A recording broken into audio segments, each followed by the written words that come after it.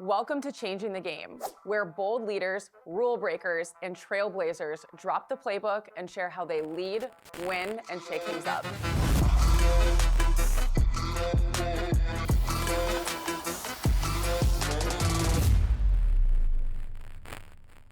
Hey there, it's Jordan, your host. If you've been loving the conversations on Changing the Game, I'm excited to introduce something new, the Nobody Cares Club, a show about building the life you actually want without worrying so much about what everyone else thinks. We're talking confidence, wellness, identity, relationships, and the reminder that nobody is thinking about you as much as you think they are. And that's the best news you'll ever hear. So stop waiting, stop overthinking, and get ready to be inspired to go after your dreams. Search Nobody Cares Club wherever you listen, launching summer 2026. Welcome back to the show, everyone. Today, I'm joined by Kimberly Wasney, or Kim. She's a former college volleyball player, VP of sales and growth operator, who is now a founder focused on helping business owners become exit ready long before they're ever thinking about selling. She was employee number one at Packed with Purpose and helped scale the company from 150,000 to 9 million in just 4 years. Now she helps founders think years ahead of an exit, building companies designed for longevity, not just short-term growth. She also founded her own volleyball club and keeps her passion alive for the sport by continuing to play competitively on 4 different teams. I absolutely love it. That's so fun. And I'm so excited to have her here. Kim, thanks for being here with us today. Thanks for having me, Jordan. I'm excited for the conversation. Me too. I've said it before on the show. Founders are always like one of my favorite people to talk to because you just have such cool backstories. Your brain works differently. Like you saw a problem and you're like, I'm gonna fill the gap here instead of waiting for someone else to do it. So yeah, really excited to get into your story and to talk about the volleyball playing days because I love volleyball too. Always fun talking to other volleyball players. Always, always. So I just kind of want to ask you right off the bat to get a gauge on like your mindset. Did you always know that one day you wanted to be an entrepreneur or create something of your own? No, I even probably 5 years ago, I would have said, I don't need to recreate the wheel or whatever the cliche is that you want to use there. I'm happy to support, someone else's vision if I think it's a good vision. And I was thinking about this though, and I think I'm lying to myself a little bit when I say that, because even as early as I was thinking about this last night preparing for this conversation, I was like 8 years old or 9 years old with the kids in the neighborhood. And we decided, I don't remember why. It's not like we had a mission statement, but we were going to start a club. And I was president. I gave somebody the title of vice president. There was a secretary, there was a treasurer, assigned all of these roles. We made a logo, we made a name. And this was like very serious business that we spent time on. And I think that that's somewhere in there. There was a baby entrepreneur that was looking to start something. And then even thinking about during grad school, I had a retail job, and just in the summers, you gotta pay some bills. And I was up for a key holder position, just a little supervisor position. And the store manager had asked me to prepare something for the conversation about the promotion opportunity. And I came to this conversation with a whole binder. I had put in KPIs for my position. I had prepared Wow. goals for the rest of the team and, communication styles, standards, all of this for a position that was probably, this is like an $8 an hour position, right? This was nothing formal. And but I was ready. I was very serious about this leadership opportunity. So I think even if I wouldn't have said, I'm going to own a business someday, there were definitely some entrepreneur nuggets in there along the way. Okay, the story of you as a child making a club is so cool. Like I feel like most kids are like playing tag or they're like playing teacher, like one person's being the teacher and they're being students, but like you're like, no, we're making a whole club, we're making a business and I'm gonna be the president. I love that. Yeah, roles and everything. And there was probably homework assigned to somebody else as well. Yeah, you're like, we're taking this seriously. We're starting a business. I think that's so cool. Like how those characteristics start to show up early in childhood for a lot of people. And like you said, you maybe it didn't dawn on you right away, but as you're reflecting, you're like, wait a minute, I kind of was a baby entrepreneur in there. Yeah, I'm not the oldest child, but I am the oldest daughter. And I think all oldest daughters are some kind of entrepreneur.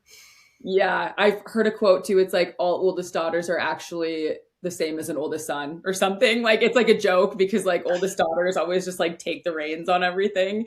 I'm also an oldest daughter, so I couldn't relate to that more. So, so how did you end up in volleyball then? You obviously had this like gritty kid personality. Did you start playing at a young age?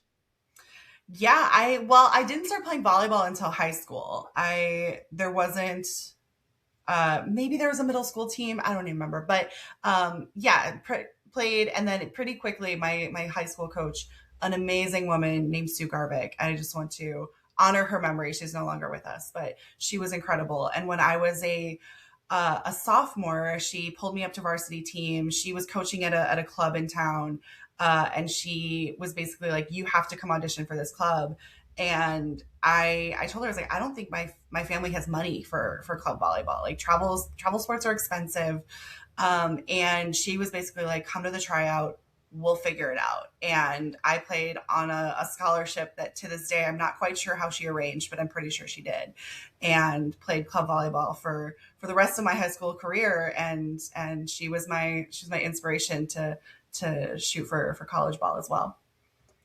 I think that's so awesome that you're able to give that tribute to her. I think it really makes me feel happy when I hear of people having good childhood coaching experiences because, Yeah. I think you can hear a lot of stories the opposite direction about people that maybe aren't in it for the right reasons. And it's so like, it's amazing to hear that you had a great experience and that coach had a really, really monumental effect on your life going forward. Coaches are powerful. You know, when I became a coach later on, and I called her to tell her that I was taking this on largely because of, the power that she had in my life and the influence that she was. And it's I still communicate with some of the kids that I coached as well. It's a pretty unique opportunity to make an impact in a way that's not apparent, right? It's so special. I relate so much to that. I had a club coach my 16th year that really inspired me. She really cared about the team and more than just winning. Like she cared Yeah. about us as people, and she knew that being a 16-year-old girl can be very tough. Going through a lot of changes and a lot of social things that feel like the end of the world that really don't matter, but she never minimized any of that. And I think I tried to take that with me too when I started coaching again after college, because it is, you don't realize how much of an impact you have on those young girls' lives. Yeah, definitely not. Yeah. So we don't have to go too into the sentimental route there. We can, but I think it'd take up like another 15 minutes of the episode if we wanted to go into the importance of coaching. So I'm kind of curious then. So when you went through college volleyball, you obviously still are really close to the game. Did you ever go through any sort of like identity shifts when you were thinking about, man, what I want to do for the rest of my life? Or what was that time period like for you? Yeah, there have been several identity shifts at different points of my career, both volleyball and professional. Because I played in college, I played at a D2 school. It was, a little teeny tiny college in Iowa. So it was a lot of fun, but it wasn't the, not the D1 crowds and pressure, which I think changes how you relate to the sport in some ways. For good, for bad, like there's, benefits to both experiences for sure. But it was something that I was so grateful for. Like the team that you is your first friends when you get there.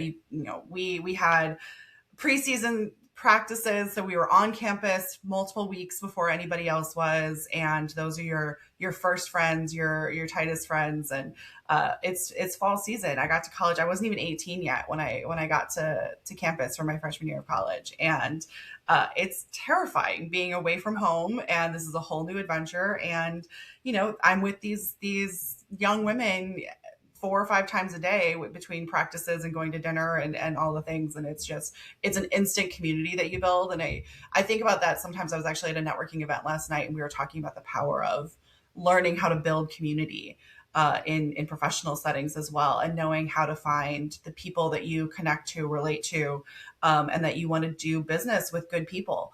And Alex and I are working a lot with athletes now in our business, and we work with a lot of athletes who have become business owners. And I think that there's a similar mindset of finding your community, finding your partners. But back to your identity question, I took a little bit of an untraditional route. You know, my bachelor's is in history, my master's is in cultural anthropology. I always assumed I would be either out on a dig site somewhere or processing, artifacts that somebody brought back from a dig. I did one dig in London, England.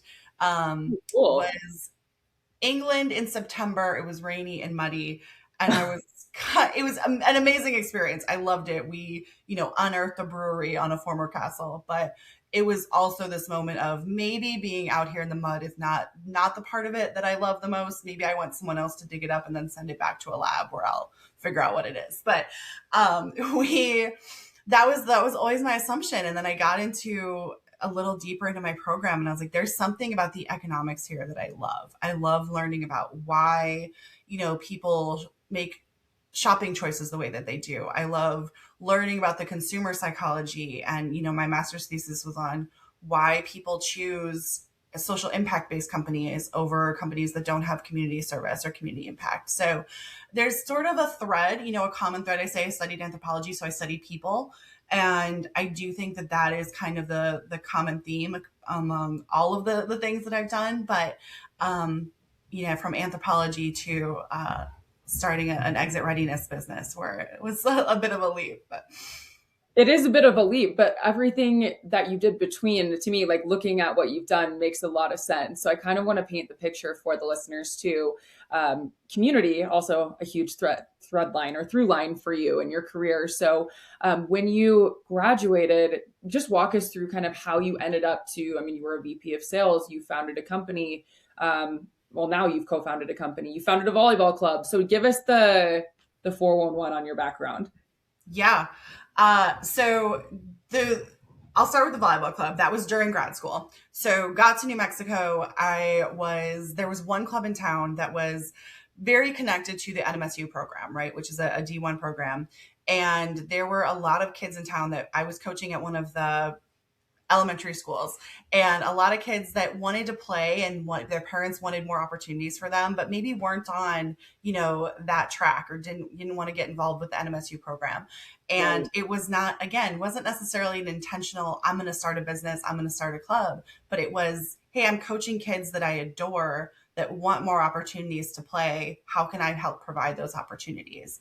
I think I was, I don't know, maybe 23 at the time, and decided with a friend of mine that we were going to open up a second club, mostly focused on the kids that we were already coaching at the junior high elementary school. And we promoted through a couple of different schools. We promoted that we were doing tryouts, and we had something like 70 or 80 kids come out to tryouts. So it was pretty quickly like, this is not going to be a one or two team thing. We now have 13s to 18s. We've got to line up coaches. We've got to put some structure in place. We need to start hiring support. And it very quickly became clear that we weren't wrong, that there was a need and there was an interest in the community for this. And it was only a town of about 100,000 people, but plenty of room to support, Yeah. two clubs for sure. So that was, I guess, my first baby entrepreneurial adventure.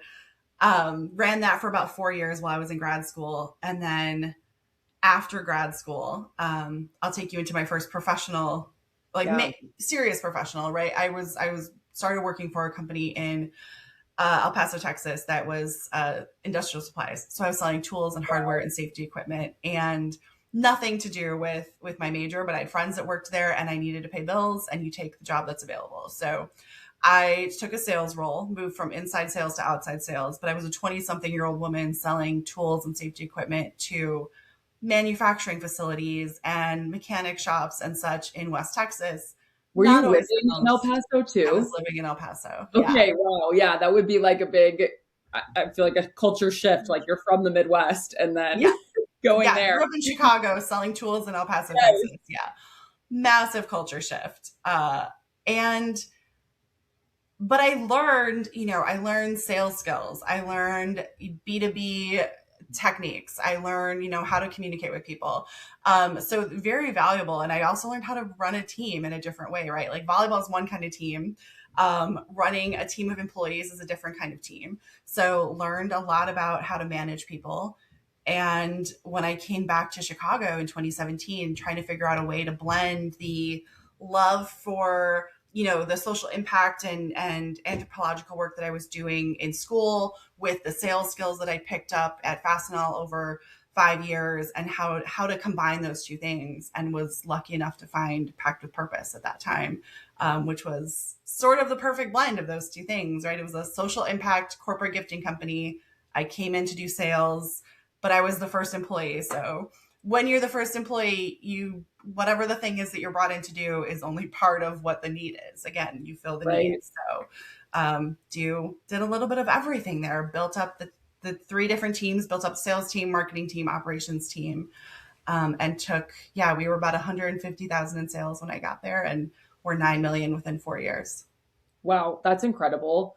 And I think it's really important to call out with your story just for the listeners, just so they're, I mean, I know they're tracking, but just the fact that you took a sales role out of college, something that maybe you wouldn't have traditionally looked at, but it taught you skills that you absolutely needed. And then you found that next fit where you were like, wow, this actually perfectly aligns with my ethos, the things that I care about. And now I actually have the knowledge and experience to make a real impact here. Is that kind of how you felt at the time? Where you just like, I'm just trying to learn what I can? Well, I think it's some of both, right? Like you're trying to learn what you can, but learning what you can with somewhat of a next step in mind. Like I don't Yes. think there was ever a moment, let me say this differently. There was never a moment that I thought I was going to be selling tools and safety equipment forever, right? It was Right. a step in the journey and trying to soak up whatever lessons, skills, connections I can from this, knowing that I can then apply them to whatever the next thing is that will be a better fit for my interests, for my skill set, for my passion projects, whatever that may be. But I think seeing every opportunity that way is pretty powerful. If you can say what's the lesson I can get here, what's the skill, who's the connection I need to meet that will then take me to the next thing. I absolutely love that you had that mindset. I wish that was something maybe that I had when I was young. I think this is one reason I love learning from guests on the show, people like you who have gone through some nonlinear career paths, but learned exactly what you needed to in those chapters. Because I think maybe I didn't have that mindset in some of my early jobs. And I wanted, I was always thinking about what's the next thing? What's the next thing? What's going to get me to the next goal? But I look back and I do think, wow, I learned a lot in those chapters. And I think maybe if I would have been a little bit more intentional in those chapters, could have gotten even more out of them. Yeah. And in a funny way, I think some of that for me comes from volleyball in some sense, because I am 6'1", so I was always going to play front row in some way, shape, or form, right? And there was a lot of opportunities where they put me in middle, and I'm like, I don't love middle, but I know that if I can prove myself here, then I will have an influence on, being able to speak to the position that I wanted to play. I always wanted to play opposite. Um, Yeah. I love Opposite. blocking. It's my I love favorite. the opposites. They're so underrated. Like everyone's like, I want to be the glory of the outside pin, but the opposite hitter. I'm sorry, we're Yeah. going on a tangent, but I think that's Yeah. awesome. I my favorite part of it, because there's a little bit of pettiness in there. Like I'll let someone else be outside and have the glory of our offense. I want to play defense, and I want to stop their outside who probably thinks they're better than mine, right? Like Yeah. I love opposite. You get all the blocking opportunities all day. Yes, I love that. Sorry to totally take us off the topic point there and interrupt your story. I was just like, hell yeah. I love someone that's like, no, dude, I want to play opposite. That's like, that's another mindset thing too, I think. Yeah. I probably have carry that into our business right now. Like, right, I have a business partner, and in a lot of ways we are offense and defense, right? God. She's the lawyer. She's very good at, kind of helping people understand what their structure is for their business and what needs to happen from a strategic standpoint. And then I'm coming in going, wait, but in order for us to get there, we need these processes and these operational things in place to be able to make that happen. So I think there's still an offense and a defense mindset there. I absolutely love that. It's like, yeah, picking your partner strategically for those reasons. How did you guys meet? We met on a networking app, which it was like if LinkedIn and Tinder had a baby, that is what this app was. It was fantastic. You got somebody's professional profile and things they were interested in talking about, whether they were hiring, just looking for networking buddies, whatever the thing may be, and you literally got to swipe right or swipe left if you wanted to have coffee with them. And we had coffee in 2018. It was just, we both played college sports. She's a D1 soccer player. We both played college sports. Her mom and I have the same birthday. Her mom went to my tiny little Iowa college. Like, there were just all of these mini signs from the universe that, like, we should do something together at some point. It took us another 5 years before we started the company, but it was there. Does that app still exist? It does. It's called Shaper. Um, Shaper. Okay. SHAPR. I'm like, I might check that out. See I if haven't that's been on it in a out. long time, but yeah. That's fun. That's really cool. And so you said it took you another 5 years too after you guys initially connected. When did Ripple's Edge Advisors really, like, when was it born in your mind? Yeah. So officially, I think we launched at the end of 2023. There was probably 6 months before that of us talking about what we wanted it to look like, really strategizing on who we wanted to serve. I always assumed, because I had spent so much time in startups by that point, that I would pull Alex over to startup world, and she pretty quickly made it clear that there was more need for us on the M&A side of things. So uh, she had been helping businesses.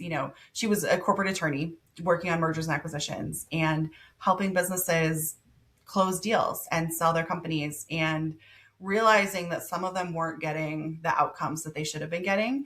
And, like, there was one owner in particular that had this amazing little behavioral health company, and kind of had some regret after the sale of how it went to a private equity firm.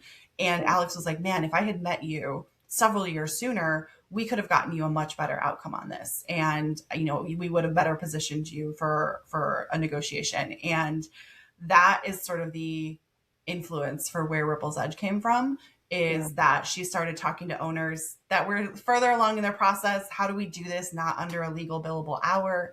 And they also had growth questions. And, if they're looking to sell in closer to, 5 years, there's still some growing to do before they get to that point. And they were asking her sales and marketing questions, and how do I build this thing, and what people do I need? And she was like, I am a lawyer. That's not my space. Let me call Kim. Okay, that's really cool. So you guys, you met, the universe put you together, and then this idea was born, and you ended up coming over to to her side of the aisle Yeah, almost. That's very absolutely. cool. And you guys, you work with, or what types of businesses do you kind of gravitate towards in with your current company? Like, who do you help? Yeah. In terms of what types of businesses, industry, they're all over the place. I mean, we have a sort of a love for service-based businesses for sure. Yeah. We've got actually, now we're working with several behavioral health companies, which feels very, very full circle from where we started. But we also have architecture firms, law firms, accounting firms, lots of service-based businesses. But it's not exclusively. We have breweries and light manufacturing and such too. But I think the bigger thing they all have in common is they are not they're not immediately going to market, right? Like, they're thinking of next steps, but they're 2 to 5 years away still. We have a couple that are 10 years away still, very proactive. But they're wanting to maximize what they can get out of it, and they're wanting to be really intentional about what happens to it next, right? Which I Yeah. definitely think is the core there. It's not like I'm just going to sell it to whoever can get me the most money. It's I'm really mindful about the legacy of this business, and the culture of my team and my people, and those things are important to them. So they're thinking ahead, knowing that Great. they want to maintain all of those things. So you're obviously working with companies that are very intentional about what they want out of this process. Do you ever work with companies that are like, hey, we want to move pretty quickly here? Or are you kind of like, hey, we want to be maybe earlier in the process? We have a couple that want to move pretty quickly, but there's less we can do, unfortunately, with the ones that want to move quickly. It's typically something like we're helping them build a team. Let's Yeah. help you identify the right broker for you, the right tax accountant. Maybe you need an estate planning attorney. So we're kind of playing matchmaker in those situations just to help build the team around them. But there's less that we personally can do to Right. increase their valuation. But yeah. No, that makes sense. That does make sense. And I'm curious about when you are first meeting with founders that you're vetting to work with, what are some things that you look for in a partner to work with? Or what are questions that they should be asking you that you're looking for? Or maybe they're not asking those questions and you need to advise them to do that. Kind of a big Yeah. question. Yeah, I'm gonna answer in two different ways because I think the what we're looking for in them is it's a little bit intangible, but I do think that there's a vulnerability factor there that we're looking for.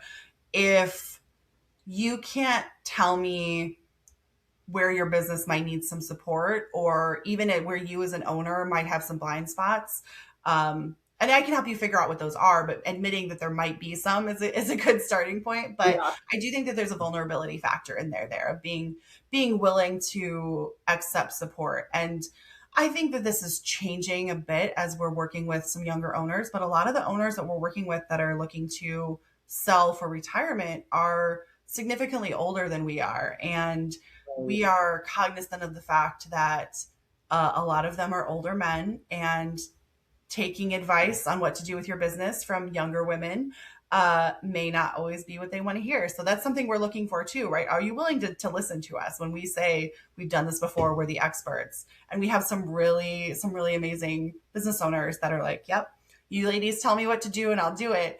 But it's not everybody, right? So looking for that too. But I look from them looking at us, questions that we often encourage them asking are, what matters to you day one after the sale? What the day after you sign those papers and someone else is now the owner of your company, what are you doing with your time? What are you doing with your energy? Because we see something like 75% of business owners regret selling. And it's because they never stop to ask themselves that question of what am I doing next? So many of them, you want to talk about identity. So many of them, their identity is wrapped up in that business, right? They've run it for 30 years. It is who they are. And when they're not that anymore, who are they and what do they want to do? And how are they spending their time? So that's where we start too, is what's important to you as a person. And then we can work on how to get there as a business owner. Yeah, that's really it doesn't surprise me. Like when you say it, it's like, wow. I mean, we wrapped up our identities as into our athletic careers. Yeah. People always wrap up their identities into their 9 to 5 careers. Why would it be any different for founders and business owners who have spent literally their entire life's work on what they've been doing, and then they have to give that baby up? Like that would be tough. It's very tough. And we were just working with an owner in Texas a couple weeks ago, and he is one of the earliest that we've worked with for sure. He's probably 10 years away from a transition, and has identified a couple of people on his team that he adores and he thinks have the creativity and the knowledge to take it to the next step. And he's seeing the business in them, which I think is really beautiful, because I think so many owners, especially if they're founder owners, they only see the business in themselves, and being able to see it in someone else is a really powerful shift. And now it's just a matter of a process to transfer that knowledge over. So it's not just all in his head and in theirs. I love that. I love that. That's so sweet. And I'm kind of curious too, when you ask the question, what does day one look like after a sell? What are some answers that you get where you're like, we're going to be okay here? Like, this is going to be good. Or do you ever get answers that you're like, maybe we should wait a little bit and figure this out? What is that like? Yeah, the ones that make me say maybe we need to figure this out are the ones who say, "Well, I still want to have decision making control, or I still want to have influence into what they do with it." And that's a really dangerous mindset to have at that point, right? Because once someone else is the owner, you don't have decision making control, and that's a really uncomfortable space, especially in so many of these deal structures where the owner is expected to work with the new owner for a period of time, right? It could be that they have a consulting contract for 18 months, or that they might have a vice presidency role for a couple of years in the transition. But uh, if they're telling me I still want to make the decisions, I just want someone else to have the risk, that's a red flag. We gotta start having those conversations about what that could actually look like. The ones that I think are more green flags are the ones who have a next chapter already in their mind, right? We had an owner that we were working with in Minnesota, and she was telling us, she's already got a book idea that she wants to work on, and she a speaking tour that she envisions going with the book idea. So I think it's that. I think it's that, who am I after this? And there is an answer to that, which is pretty powerful. Yeah, I think that's a good practice for everyone. Is who am I after this chapter? Because most of the seasons that we're in don't last forever, and you're going to have to separate yourself from the identity that you put in your work or your athletic career. That's a good Yeah, exercise for everyone. I had some of that even when I was with Pact with Purpose, because I feel like startups have the same sort of power to take over your identity a bit. And I was in, I've been part of the Professional Women's Club of Chicago for 10 years now. And there was a point where I realized people thought of me as Pact with Purpose girl, not necessarily Kim Wasney. Yeah. And I struggled with that a bit. Like, it sort of hit me as, is that how I want to be thought of, or do I want to be thought of as me? And that was part of where the questioning started to come from, of, is this where I want to stay, or is there a next step for me? What helped you start to identify who you were outside of the roles that you've had?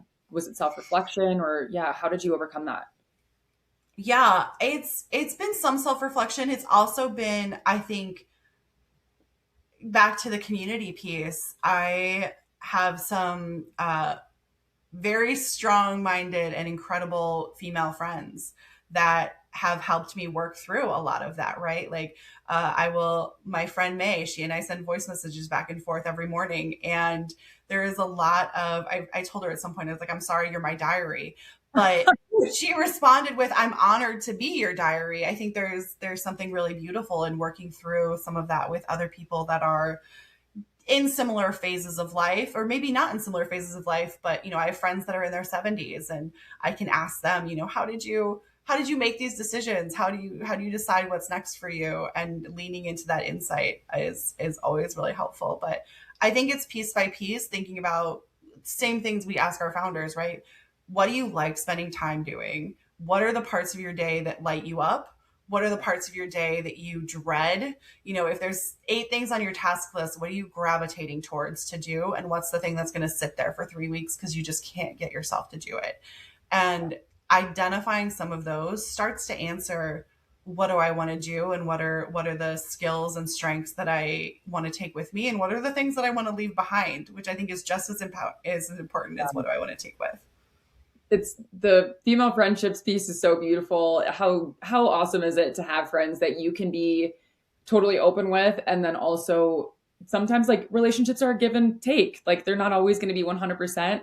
I just have similar experiences with friends where they're like, "Sorry, I talked your ear off for an hour and a half," and it's like, that's what I'm here for. Like I don't need anything right now, so I'm here to be that support system for you. So I'm so with you. I think community is such an important piece that everyone should be focusing on, especially now, like people are feeling lonelier than ever. So that should be the top of the priority list for everyone, in my opinion. Absolutely. We need other people, and I think it's good to remember that. Absolutely. I know we're coming up on time, Kim, so I just have a couple more questions for you. Yeah. Um, I want to know, for a founder that might be listening right now, what are 3 things that they need to start doing this year or right away if they eventually want to sell? Yeah, the first question that we always ask when we get to this stage is, we call it our Europe trip exercise, right? So if you, as the founder, if you are going to take a vacation right now, let's say you're going to go to Greece for 3 weeks, who's the first person on your team that tries to call you? What's the first process that breaks down if you're not there? And what's the first operation or thing that just doesn't happen if you're gone for 3 weeks. So starting to identify those things of what are the gaps, that kind of gives you then the roadmap for these are the places that the business is too dependent on me, and I need to start delegating out or creating workflows for, or bringing in tools to handle. I think that's always the first thing is look at, if I'm not there, what breaks, right? Yeah. And I think going to Greece is a much better example. That I know a lot of people say, if I get hit by a bus, we don't Oh, need to go morbid. Let's go. yeah. If I'm on a beautiful trip somewhere, what happens? I I left love my phone that at home. so much better. Yes. Think of Yeah, yourself in Greece. exactly. Exactly. I think the second thing is look at what experts you have around you. Have you brought it? Do you have a good CPA that has done mergers and acquisitions before? Do you have a solid business lawyer that you can call? Do you have a financial advisor to look at your personal financials to decide, what do I need to retire? What does my house look like? And do those people have experience in exits? Those Looking at who your team is always a solid second step. And then the third one, once you've identified those gaps on your Greece example, start documenting. Walk through your day. Is there a process for everything that you do throughout your day? Have you written down, these are the questions that I ask new potential clients when they come in through my door? Do you have a process defined for, this is how we troubleshoot when a client comes to us with a problem, or this is the billing software that we use? Like, is all of that in a good SOP process document somewhere? Start documenting everything that you do. You never know, right? And hopefully you will have plenty of time to plan a transition, but it doesn't always happen that way. So do it now before you think you need it. That's great advice, Kim. Thank you for giving our listeners, our founders, free advice. And now they need to come to you and continue to work with you throughout the process. So, last question for the show. The namesake of the show is Changing the Game. So I just want to know what it means to you in this chapter. Yeah, I was thinking about this in the sense of, we don't know a lot of other people in our space that are starting as early in the process as we are. And I think that educational component, that bringing in owners before they're just ready to talk to a broker, is so powerful. And we see so many businesses end up dissolving. Like, you just decide to close the doors because you haven't done the planning and the preparation. So when we're thinking about changing the game, I think really what we're thinking about is being proactive. How do we, get people to plan 3 years ahead so that they don't get to the end and the broker says, I can't sell this thing, and then you're just shutting down what you spent your life's work on. So that's what I want every owner to avoid, is having to make that really hard decision to just walk away, and being able to make it a transferable asset that will fund your next adventure, your next chapter, your next beautiful retirement. I absolutely love it. Kim, thank you so much for sharing your wisdom with us today. Where can our listeners connect with you? Yeah, they can always find me. I spend a lot of time on LinkedIn, so I think that's the best way. Either you can follow Kimberly Wasney or Ripple's Edge Advisors. Happy to be there.